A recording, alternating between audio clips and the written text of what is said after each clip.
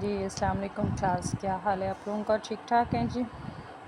अच्छा जी, last lecture में हम लोगों ने देख लिया था कि वन साइडेड एरर्स जो हैं उनको हम कैसे करेक्ट करते हैं। आज हम देखेंगे कि two sided errors after preparation of trial balance हम किस तरीके से करेक्ट करते हैं, लेकिन फ़ाइनल अकाउंट बनाने से पहले। ठीक है, जो टू साइडेड एरर्स होते हैं, चाहे वो ट्रायल बैलेंस बनाने से पहले डिटेक्ट हो रहे हैं या वो ट्रायल बैलेंस बनाने के बाद डिटेक्ट हो रहे हैं, उनको हमने रेक्टिफाई एक एंट्री पास करके ही करना होता है। क्लियर? और ये भी एरर्स या इन एरर्स की वजह से भी जो हमारा ट्रायल बैलेंस होता है उसमें डिसएग्रीमेंट हो भी सकता है और नहीं भी हो सकता है। ठीक है, अगर तो एरर जो है वो ट्रायल बैलेंस पर कोई इफ़ेक्ट नहीं डाल रहा, यानी अगर जो एरर हुआ है उसकी वजह से ट्रायल बैलेंस पर किसी किस्म का कोई फ़र्क नहीं पड़ा है, तो फिर हम उसकी जो एंट्री है वो जो भी हमने उसकी रेक्टिफाइंग एंट्री पास करनी है, उसके लिए फिर हम जो है वो सस्पेंस अकाउंट को यूटिलाइज़ नहीं करेंगे। ठीक है, वो डिफरेंस हम सस्पेंस अकाउंट में नहीं डालेंगे। लेकिन अगर उस एरर की वजह से जो है वो ट्रायल बैलेंस में डिसएग्रीमेंट हुआ है, कोई फ़र्क नज़र आ रहा है हमें, तो हम जो रेक्टिफाइंग एंट्री पास करेंगे उसमें सस्पेंस अकाउंट होगा। अब error of two sided errors जो हैं वो कौन कौन से थे वो हमने लास्ट लेक्चर में भी देखे थे, आज भी हम इसको डिस्कस कर लेते हैं। वो है जी error of commission, error of posting to wrong account and error of principle. ठीक है, ये तीन एरर्स थे जो टू साइडेड एरर्स हो सकते हैं, जिनके लिए हमें एक एंट्री पास करनी पड़ेगी। तो जब आपने एंट्री पास करनी है, रेक्टिफाइंग एंट्री पास करनी है, तो उसके लिए पहले आपने रूल ये रखना है कि आप पढ़ो कि जो ट्रांजैक्शन है उसको पहले आप पढ़ें। ठीक है, और ये देखें कि उसकी करेक्ट एंट्री क्या होनी चाहिए थी। क्लियर? लास्ट लेक्चर में भी हम लोगों ने ऐसे ही किया है कि ट्रांजैक्शन को पढ़ के ये देखा था कि पहले उसकी करेक्ट एंट्री क्या बननी चाहिए थी, फिर हम ये देखेंगे कि अकाउंटेंट ने क्या एंट्री पास की थी, यानी वो जो रॉन्ग ट्रांजैक्शन हमारे पास आ रही है, जो एरर वाली ट्रांजैक्शन आ रही है, उसके मुताबिक क्या एंट्री पास हुई होगी।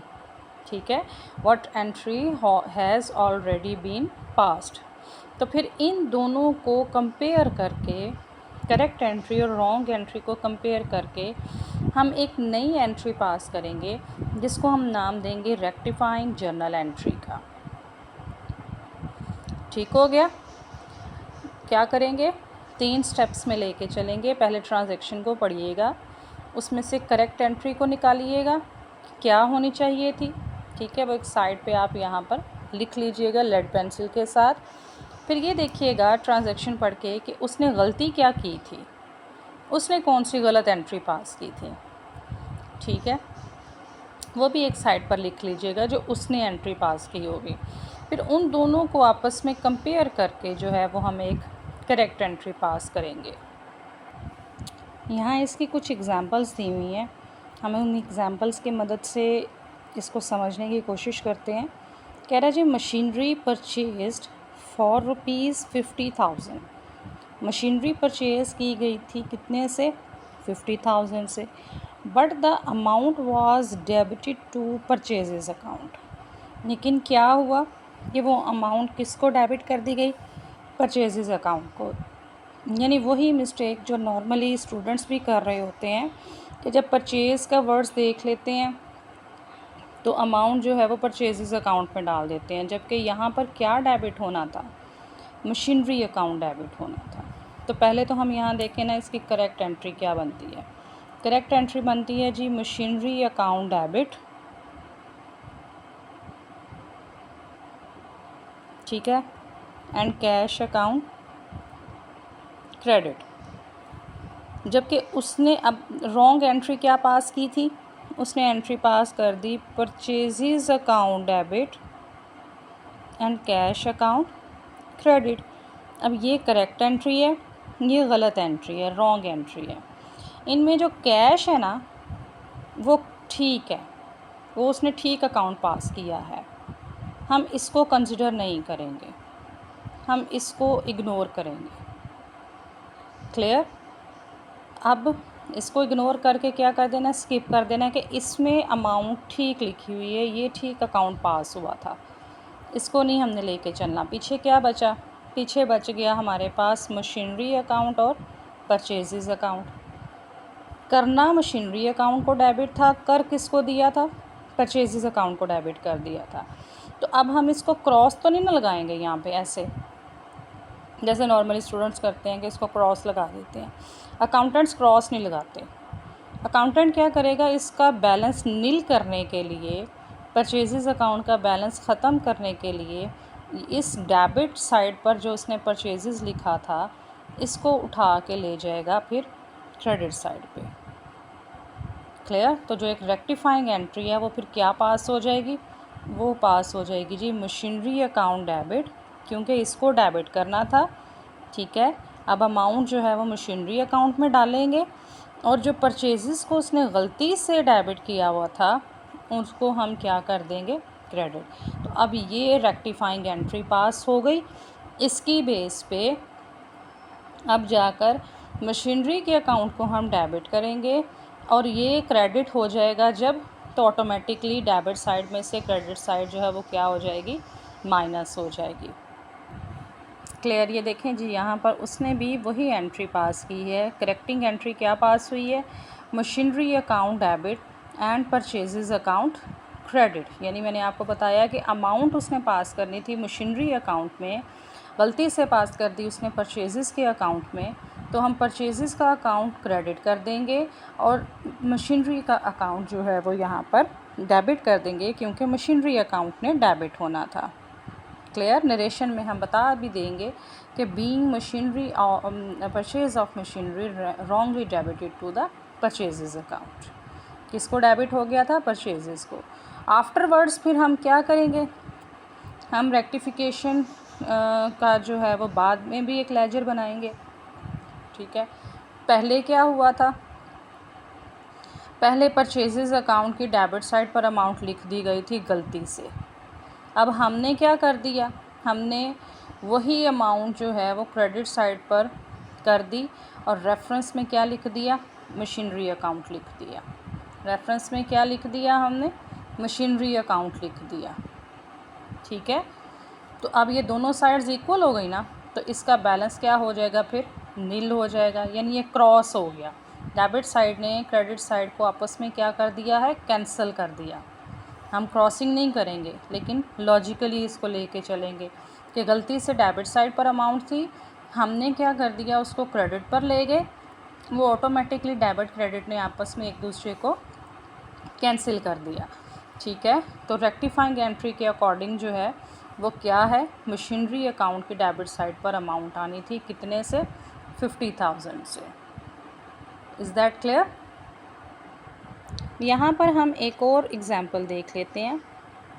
Salaries paid ₹10,000 wrongly debited to the rent account. Salary pay हुई है तो अकाउंट भी सैलरी का ही डेबिट होना चाहिए था ना। उसने किसको डेबिट कर दिया गलती से? रेंट को। तो जो उसने गलती से रेंट को डेबिट किया था हम उसको क्रेडिट कर देंगे। हम उसको क्या कर देंगे? क्रेडिट कर देंगे। और डेबिट साइड पर सैलरीज अकाउंट लिखा जाना चाहिए था, तो हम डेबिट साइड पर सैलरीज अकाउंट ले आएंगे। ठीक है, क्लियर हो गया? तो फिर बाद में वही जर्नल लेजर जब बनाएंगे, इस एंट्री की बेस पे सैलरी का लेजर बनना है और रेंट का लेजर बनना है। सैलरी के अकाउंट में डेबिट साइड पर रेंट के रेफरेंस में हम अमाउंट लिख देंगे। ठीक है, और जब रेंट का बनाएंगे तो पहले बताएंगे जी कि इसने गलती से इसको डेबिट किया था कैश के रेफरेंस में, क्योंकि गलत एंट्री पास हो गई थी रेंट टू कैश। तो जब उसकी बेस पे लेजर बना होगा तो रेंट अकाउंट के डेबिट साइड पर अमाउंट लिखी होगी और रेफरेंस में दिया गया होगा कैश अकाउंट। अब हमने करेक्शन कर दी है, ठीक है। अब रेंट क्रेडिट हो गया है, क्रेडिट साइड पर अमाउंट लिखेंगे और रेफरेंस में लिख देंगे सैलरीज़ अकाउंट। दोनों साइड्स एक दूसरे के इक्वल हो गई हैं। तो जो गलत हमने पहले अमाउंट डेबिट की थी, अब हमने जो क्रेडिट की है रेक्टिफाई करके उन्होंने आपस में एक दूसरे को क्या कर दिया है, कैंसिल कर दिया है। तो रेंट अकाउंट यहाँ पर ख़त्म हो जाएगा इतनी अमाउंट के साथ, और सैलरीज़ अकाउंट हमारे पास आ जाएगा डेबिट साइड पर 10,000 से, ठीक है। एक और एग्ज़ाम्पल देख लेते हैं। Goods sold on credit to Anwar. तो पहले तो बताए ना कि इसकी करेक्ट एंट्री क्या होगी। गुड्स सोल्ड हो रही हैं किसको, अनवर को। गुड्स सोल्ड मतलब सेल्स, और किसको हो रही हैं, अनवर को। सेल्स हमेशा हमारी क्या होती हैं, क्रेडिट, ठीक है। किसको सेल हो रही है, अनवर को सेल हो रही हैं, कैश के बदले में नहीं, क्रेडिट पे। तो अनवर डेबिट हो जाना था और सेल ने क्या होना था, क्रेडिट। उसने क्या किया, कितने से, 5,000 से। उसने क्या किया, उसने किया है कि वर recorded in the cell book for 500, यानी उसने एंट्री ठीक पास की। अनवर को भी 5,000 से ही उसने जो है वो लेके आया, लेकिन जब सेल बुक में एंट्री रिकॉर्ड की, ठीक है, तो उसने जो है वो 500 रुपये की कर दी। क्लियर, सॉरी, अनवर को भी उसने 500 से ही किया था। सेल बुक वही बुक है ना जिसमें हम क्रेडिट सेल्स की एंट्री रिकॉर्ड करते हैं, यानी हमारा स्पेशल जर्नल जो होता है। एंट्री ठीक पास की, Anwar account to sales account, लेकिन अमाउंट गलत लिख दी। अमाउंट कितने से लिख दी, 500 से, जबकि कितनी थी, 5,000। इसका मतलब उसने 4,500 का डिफरेंस डाला, ठीक है। 4,500 रुपीज़ यहाँ पर कम लिखा। हम क्या करेंगे, हम दोबारा से एक एंट्री पास करेंगे जिसको रेक्टिफाइंग एंट्री कहते हैं, ठीक है। अनवर को ही डेबिट करेंगे, सेल्स को ही क्रेडिट करेंगे, लेकिन मज़ीद उसमें 4,500 रुपीज़ डाल देंगे। क्लियर, तो एंट्री आपकी क्या पास हो जाएगी, एंट्री आपकी पास हो जाएगी फिर Anwar account debit, sales account credit, कितने से, 4,500 से। ये एक रेक्टिफाइंग एंट्री हमने करेक्शन कर ली है जी। तो जो एंट्री ठीक पास करके ठीक अमाउंट लिख के हम करेक्शन कर लेते हैं, उस एंट्री को हम जो है वो रेक्टिफाइंग एंट्री का नाम देते हैं।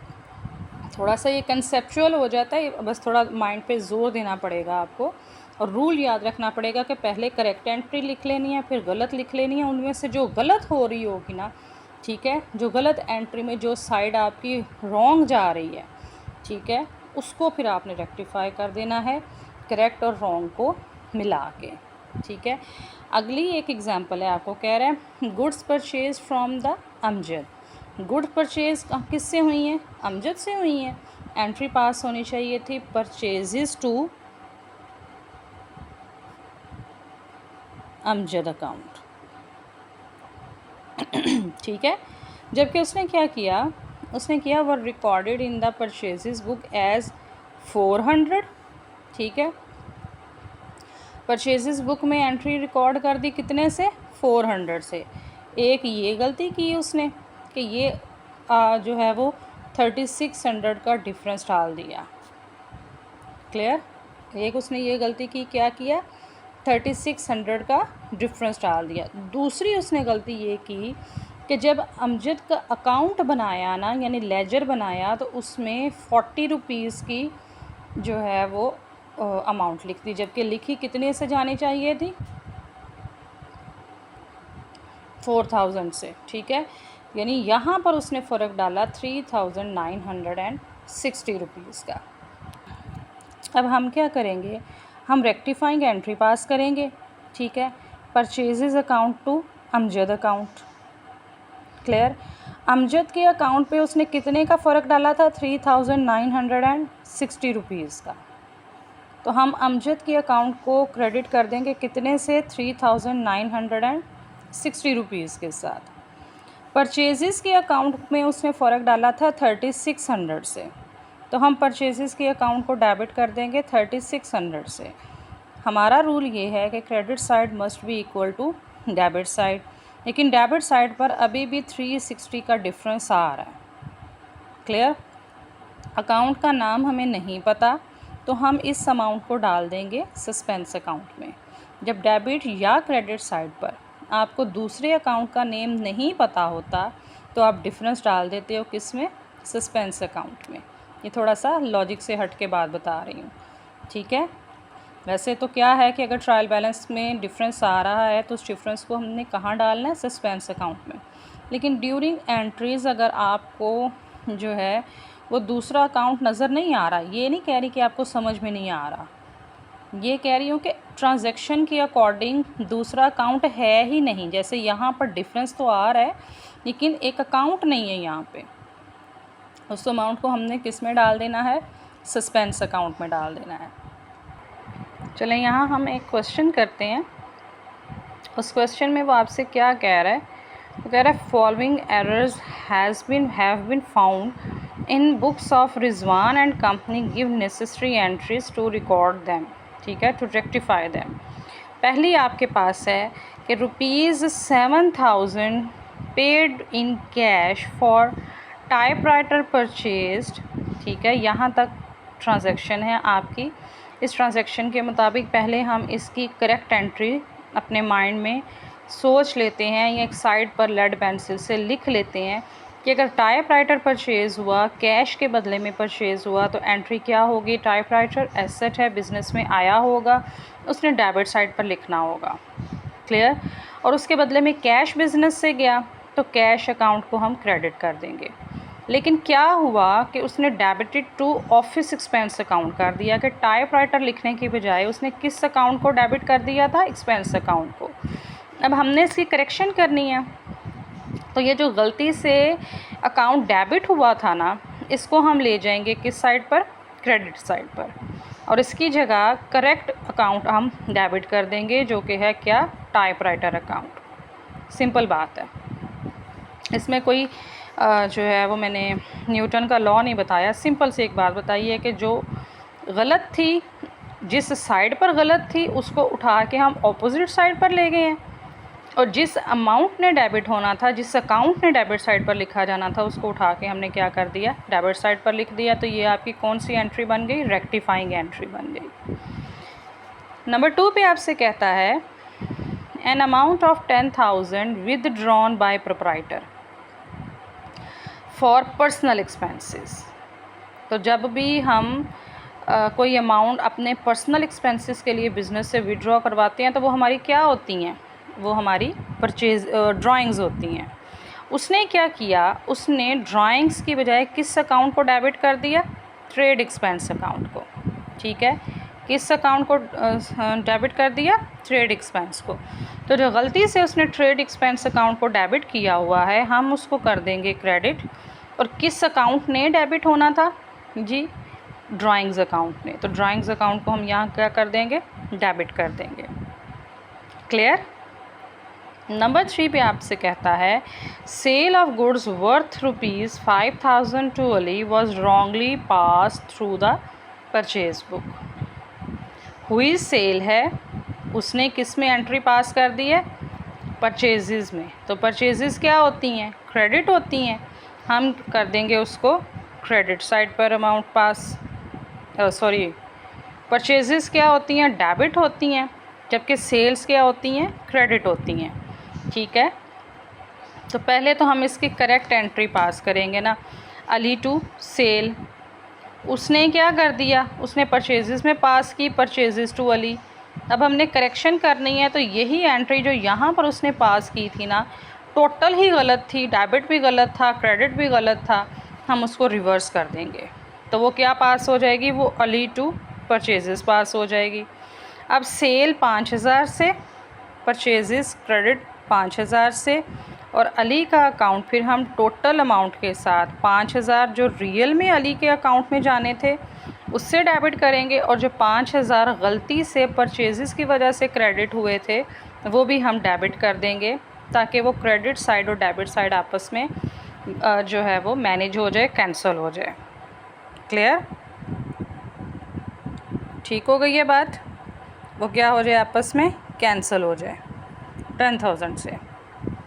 उसके बाद नंबर 4 पे आपसे कहता है गुड्स वर्थ ₹2000। गुड्स जो हैं कितने, सॉरी 200, गुड्स कितने की हैं, 200 की हैं। वर रिटर्न टू कामरान, किसको वापस की गई हैं, कामरान को, उससे ख़रीदी होंगी ना, ठीक है। लेकिन क्या हुआ, नो एंट्री वॉज पास्ड, कोई एंट्री पास नहीं की गई। तो जब रिटर्न हुई होंगी, परचेज़ रिटर्न की होगी आपने, टू की बात हो रही है, फ्रॉम की बात नहीं हो रही। इसलिए मुझे पता चला है कि ये परचेज़ हैं, कि कामरान से ख़रीदी थी और उसी को क्या कर दी हैं, वापस कर दी हैं। तो परचेज़ रिटर्न हो रही है, परचेज़ रिटर्न क्रेडिट साइड पर लिखते हैं, ठीक है। किसको रिटर्न कर रहे हो, कामरान को, तो कामरान अकाउंट डेबिट कर दोगे और परचेज़ रिटर्न अकाउंट क्रेडिट कर दोगे। क्लियर। उसके बाद कहता है the casting of cell book 1,15,594 was carried to sale account as 1,51,954 कि अमाउंट इतनी कैरी फॉरवर्ड करनी थी, अगले पेज पर लेके जानी थी, लेकिन कितनी लेके गया है वो, इतनी ज़्यादा अमाउंट आगे ले गया है। तो हम क्या करेंगे, हम अपोजिट साइड अकाउंट यूज़ करके इस ज़्यादा अमाउंट को एडजस्ट करेंगे। ये देखें जी, वैसे हम सेल अकाउंट किस साइड पर लिखते हैं, क्रेडिट साइड पर लिखते हैं ना, लेकिन उसने क्या किया, जब फॉरवर्ड किया ना बैलेंस, तो उसने 36,360 रुपीज़ ज़्यादा लिख दिए। कैसे हमें पता चला, वो जो दोनों अमाउंट्स थी ना, यहाँ पर इन दोनों का हमने डिफरेंस ले लिया।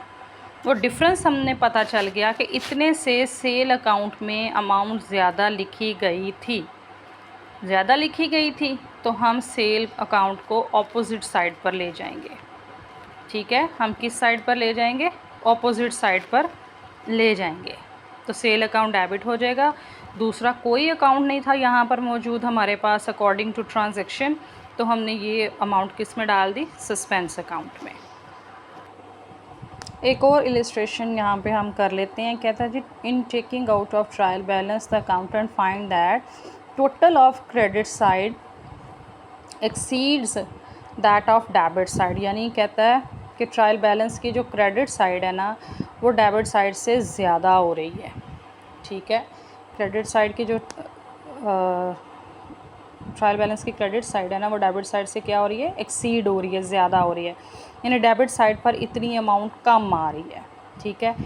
तो हम उसको एडजस्ट करेंगे अब डिफरेंट एंट्रीज़ को पास करके। कहता है he places the difference to suspense account, कि उसने ये वाला अकाउंट जो बैलेंस था वो किस में डाल दिया, सस्पेंस अकाउंट में डाल दिया। अब इसको हम ना करेक्ट करेंगे कुछ एंट्रीज़ पास करके। कहता है stationery purchase for ₹890 but debited to stationery account as 980। Amount की गलती हो गई है कि स्टेशनरी का अकाउंट डेबिट किया जाना चाहिए था कितने से, 890 से, उसने कितने से कर दिया, 980, यानी उसने ज़्यादा से कर दिया। तो पहले हम इन दोनों का डिफरेंस लेंगे, ठीक है। फिर जितना ज़्यादा किया होगा उतने से हम स्टेशनरी को क्रेडिट साइड पर ले जाएंगे ताकि ये ज़्यादा अमाउंट एडजस्ट हो जाएगी। दूसरा अकाउंट हमें इस ट्रांजैक्शन में नहीं पता, हम उसको डाल देंगे सस्पेंस अकाउंट में। कितना ज़्यादा हुआ था, 90 रुपीज़ ज़्यादा हुआ था। क्लियर। उसके बाद कहता है sum of ₹650 receive from Aslam was credited twice in his account. 2 दफ़ा उसके अकाउंट को क्या कर दिया, क्रेडिट कर दिया है। हम एक दफ़ा इस अकाउंट को कहाँ ले जाएंगे, डेबिट साइड पर। किसके अकाउंट को, असलम के अकाउंट को। तो असलम अकाउंट डेबिट हो जाएगा सिर्फ 650 से। अकॉर्डिंग टू दिस ट्रांजैक्शन हमारे पास दूसरा कोई अकाउंट नहीं है, तो हम क्रेडिट साइड पर सस्पेंस अकाउंट लिख देंगे। आगे कह रहे हैं wages 250 paid for installation of machinery were debited to wages account. जबकि हम कोई भी एसेट जब ख़रीदते हैं तो उसकी इंस्टॉलेशन जो है उसी की कॉस्ट प्राइस में शामिल होती है। ये 250 भी मशीन की प्राइस में ही शामिल होनी थी। उसने किस अकाउंट को डेबिट कर दिया, वेजेस को। तो गलती से जो वेजेस अकाउंट डेबिट हुआ था हम उस अकाउंट को क्या कर देंगे, क्रेडिट कर देंगे। और कौन सा अकाउंट डेबिट होना था, मशीनरी अकाउंट डेबिट होना था, कितने से, 250 से हम उसको डेबिट कर देंगे। ये देखें जी, एक वेजेस अकाउंट जो गलती से उसने 520 से डेबिट किया था उसको क्रेडिट करेंगे, ठीक है। और किस अकाउंट में डेबिट होना था? मशीनरी अकाउंट ने। तो मशीनरी अकाउंट को हम यहाँ कर देंगे डेबिट। और एक और उसने गलती की थी, करना 250 रुपीज़ से था, कर कितने रुपए से दिया? 520 से। तो जो डेबिट और क्रेडिट का डिफरेंस आएगा उसको हम डाल देंगे सस्पेंस अकाउंट में। क्लियर? अगली ट्रांजैक्शन में आपसे कह रहा है a sale of ₹1000 to Farid was credited to his account twice. उसके अकाउंट को क्या किया गया है? ट्वाइसली क्रेडिट कर दिया गया है। ठीक है, हम क्या करेंगे? हम पहले तो फरीद अकाउंट को जो उसने गलती से क्रेडिट किया था ना, उसको पहले तो हम करेंगे डेबिट। ठीक है, फिर उसने 2 दफ़ा अमाउंट क्रेडिट की थी, यानी एक गलती से उसने लिख भी दिया और फिर 2 दफ़ा लिखा। 1000 रुपये से करना था ना उसने डेबिट उसको, लेकिन उसने क्या किया, इसको क्रेडिट कर दिया और 2 दफ़ा किया, यानी 2000 रुपये से उसने क्रेडिट किया था। तो पहले तो हम 2000 रुपये से फ़रीद के अकाउंट को डेबिट करेंगे और फिर 1000 रुपया जो एक्चुअली उसके अकाउंट में डेबिट होना था वो लिखेंगे। तो टोटल कितनी अमाउंट से हम इसको डेबिट करेंगे? 3000 से। फ़रीद अकाउंट डेबिट हो जाएगा, सस्पेंस अकाउंट क्रेडिट हो जाएगा। लास्ट इस क्वेश्चन की ट्रांजैक्शन है कि old furniture sold for ₹6000। Furniture sale हुआ तो जाहिर सी बात है फर्नीचर को ही क्रेडिट करना था। उसने क्या किया, उसने इसको इसमें डाल दिया सेल में। अब क्या करेंगे, जो सेल उसने अकाउंट जो है वो गलती से क्रेडिट किया था, हम उसको डेबिट कर देंगे। और जो फर्नीचर एक्चुअली सेल हुआ था, हमारे हाथ से फर्नीचर गया था, तो हम फर्नीचर को क्रेडिट कर देंगे। जब फर्नीचर आया होगा बिज़नेस में तो डेबिट हुआ होगा ना, अब वो बिज़नेस से निकल रहा है, जा रहा है, सेल हो रहा है, तो हम उसको किस साइड पर लिख देंगे? क्रेडिट साइड पर। इन एंट्रीज़ की बेस पे हम बनाएंगे सस्पेंस अकाउंट। पहले तो हम वो वाला बैलेंस लिखेंगे जो उसने क्वेश्चन के स्टार्ट में हमें बताया था कि उसकी डेबिट साइड इतनी रुपीज़ से क्या थी? कम थी। तो पहले तो हम इसको बैलेंस ब्रॉट डाउन करके यहाँ लिखेंगे ना कि ये सस्पेंस अकाउंट का बैलेंस है। क्यों? क्योंकि उसने खुद ही कह दिया था कि डिफरेंस जो है वो मैंने सस्पेंस अकाउंट में डाला था। फिर हर एंट्री की बेस पे जहाँ सस्पेंस अकाउंट डेबिट हो रहा है आप उसको डेबिट करोगे, रेफरेंस में ऑपोजिट अकाउंट लिखोगे, और जहाँ जो है वो क्रेडिट हो रहा है वहाँ आप क्या करोगे, उसको क्रेडिट कर दोगे और रेफरेंस में क्या लिख दोगे? उसका opposite account. Keep in mind कि जब आप सस्पेंस अकाउंट बना लेते हो और उसमें डिफरेंस भी डाल देते हो और उसमें रेक्टिफाइंग एंट्रीज़ की भी अमाउंट्स डाल लेते हो, तो उसकी दोनों साइड इक्वल होनी चाहिए, फिर बैलेंस नहीं आना चाहिए यहाँ पे। आई होप आपको आज का लेक्चर समझ में आया होगा कि किस तरीके से हमने 2 साइडेड एरर्स को रेक्टिफाई करना है, और उसके बाद हमने 1 साइडेड एरर और 2 साइडेड एरर के हिसाब से 2 क्वेश्चन भी किए हैं यहाँ पे। पिछला लेक्चर भी कवर हो गया है इसमें और आज का भी। उम्मीद करती हूँ आपको समझ में आई होगी। अल्लाह हाफ़िज़ जी।